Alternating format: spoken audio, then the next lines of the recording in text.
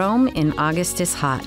It's the Italian vacation month, and the city is left mainly to tourists.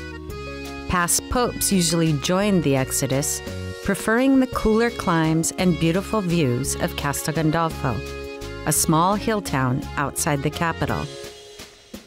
But Pope Francis has remained at the Vatican.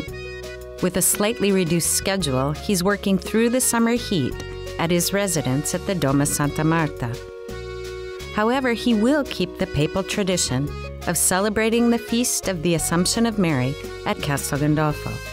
The feast day mass is scheduled for the morning in the town square outside the papal villa.